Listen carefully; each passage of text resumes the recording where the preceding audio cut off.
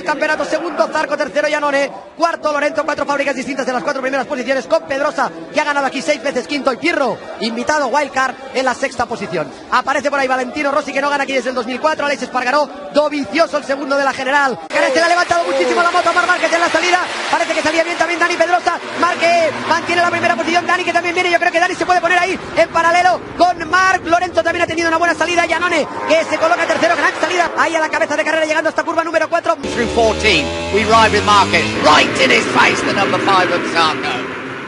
So Marquez over the line then to complete lap number 3. Gets great drive out of that final corner, doesn't he, Marquez? Which, you know, if it did come to a race for the line, is very, very important. Dovizioso's clicked into gear. Dovizioso is all over the rear wheel of Euler out already as well. We've already had 3 fallers. Yeah, Marc Márquez, he didn't even fight for it. He did not even put up a fight. He knew he was coming, didn't he? Yeah. He thought, right, you go through. I've got Danko off and win your first Grand Prix. I'm not. So these hot conditions and the red hot pace being one at the front is catching a few riders out. Dovizioso has got to find a way through pretty rapidly on Hoy Lorenzo. You do feel that Hoy Lorenzo's got to help him a little bit. Turn 1 to rapid old crash there for Scott Redding. Fingers crossed he's okay. He's due to. But the news is Marquez is second. Dovizioso is in 5th place. Marc Márquez now is in dream territory. He doesn't have to take the risk to go away and fight with Johann Zarco, and sitting right on his rear wheel is his teammate Dani Pedrosa, who can hold. No, it is dream territory because he doesn't have to take the risk to lunge up the inside of Johann Zarco. He can see what Zarco's doing. He can work out where the Frenchman's strengths and weaknesses are. If he does want to attack and win the World Championship from the top 7 of the podium, which we know he would love to do, and he knows Dani Pedrosa behind him is not going to do anything crazy. Dani Pedrosa is not going to even bring in Silverstone. There are still 23 laps of this Valencia Grand Prix. A long way to go still, isn't it? I think that's exactly right. Here is Iannone, that's Valentino Rossi behind him. He's got a glimpse of Jack Miller, Michele Pirro, Alex Rins has taken over 10th place from Bradley Smith is 11th. French local Tucci, Vinales were about He would know that Marc Márquez by now would have tried to have retaliated after he took him in turn 5 a few laps to go, but Marc Márquez knows as well that he will not engage or certainly take any crazy risks or unnecessary risks to try and reassert his authority on this race. He'll happily let Johann Zarco run his rhythm at the front of the race and potentially pull away. Second is more than.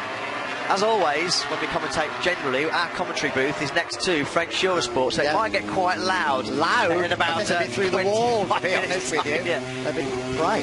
They really can do that. Something happens to Marc Márquez, but as we keep saying, he's in the. There's been any politics actually in front of him at the moment. Jack Miller says, we'll have a little look around the outside of Valentino Rossi for a minute. Didn't work, but he would give Valentino Rossi a tough time. Jack Miller is in really good form at the moment. Yeah, this is the best we've seen from Miller in the drive.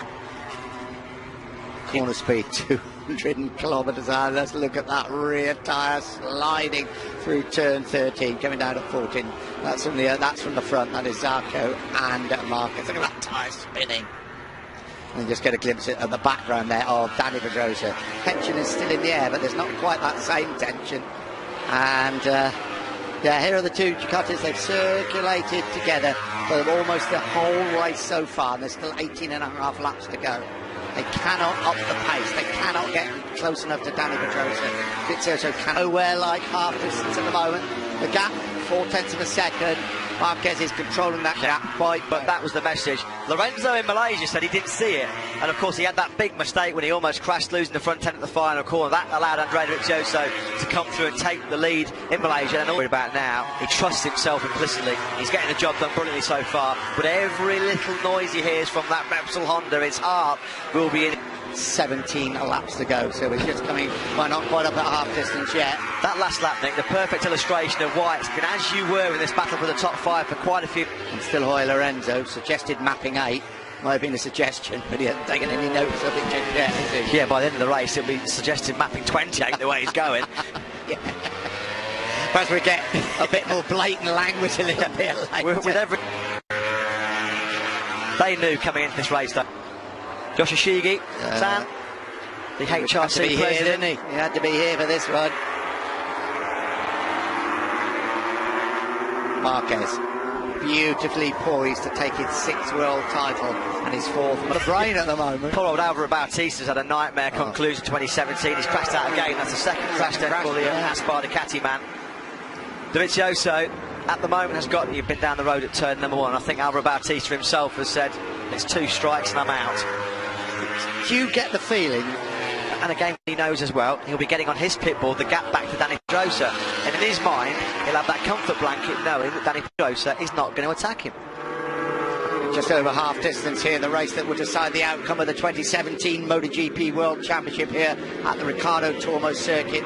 The youngest rider to win 4 MotoGP World titles, the youngest rider in history to reach 6 individual titles. He was the 2010 125cc World in 2012, and this potentially is 4th MotoGP crown in 5 years. The pendulum is going to have to take an almighty swing to bring it back in favour of Andrea Dovizioso in these.